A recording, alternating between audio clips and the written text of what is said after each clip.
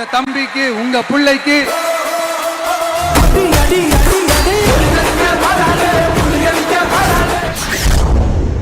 असली नाम है जोसेफ विजय चंद्रशेखर। उनकी फिल्मों के दीवाने उन्हें कहते हैं थलापति विजय। 2026 की चुनावी जीत ने इस थलापति विजय को बना दिया है तमिल राजनीति का जननायक। His mother, she is the first fan of Vijay.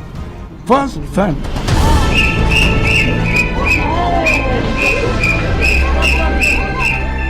Joseph Vijay की टीवी के यानी तमिलगा वेट्री कड़गम पार्टी ने नया इतिहास रचा है।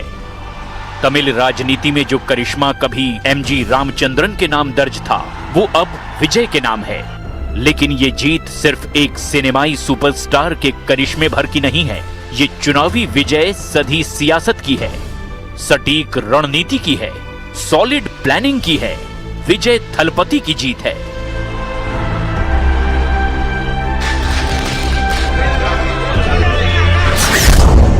इमेज, इमोशन और इन्फ्लुएंस का बेजोड़ प्रयोग है।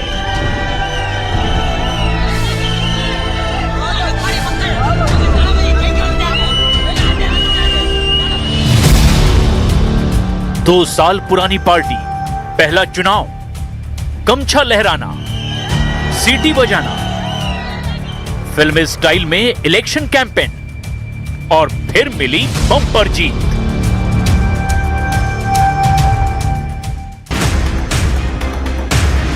सियासी दंगल में ऐसा प्रदर्शन कम ही नेताओं के नसीब में आया है। तमिलनाडु में विजय से पहले एमजी रामचंद्रन ने साल 1977 में पहली बार तमिलनाडु के मुख्यमंत्री के रूप में अपनी सरकार बनाई थी। तब उनकी पार्टी AIADMK ने विधानसभा की 234 सीटों में से 144 सीटें जीती थी। विजय की आंधी में DMK और AIADMK जैसी बड़ी पार्टियां भी उड़ गई। सबसे ज्यादा झटका सत्ता संभाल रही DMK को लगा।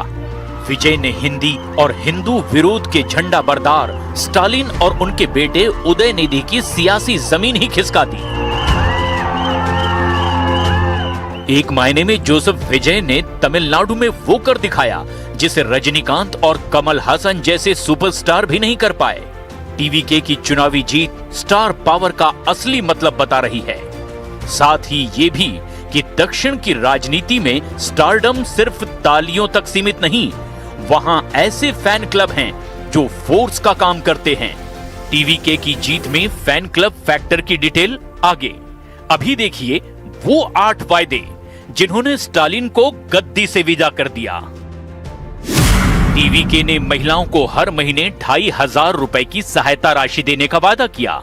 विजय ने गरीब परिवारों की महिलाओं की शादी के लिए 8 ग्राम सोना और अच्छी क्वालिटी की सिल्क साड़ी देने का वादा किया। बुजुर्गों, विधवाओं और दिव्यांगों को हर महीने TVK ने 3000 रुपए गुजारा भत्ता देने का वादा किया। इसके साथ ही साथ हर घर तक 100% पाइप से पीने का पानी पहुंचाने का वायदा भी विजय ने किया।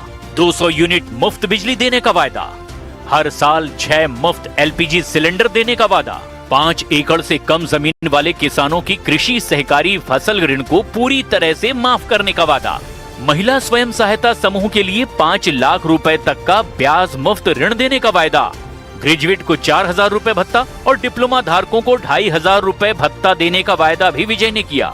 ठेके पर काम करने वाले कर्मचारियों को रेगुलर करने जैसे वायदे गेम चेंजर साबित हुए तमिलनाडु में। विजय ने अपने सीनियर कलाकारों के सियासी हश्र से सबक लिया। सबक ये कि सिर्फ स्टार पावर से चुनाव नहीं जीते जा सकते। इसीलिए उन्होंने समाज के सबसे बड़े वर्गों को साधा। महिलाओं, छात्रों और मछुआरों को मुरीद बनाने के लिए विजय ने वेलफेयर और फ्रीबी मॉडल को नए पैकेज के साथ दिया।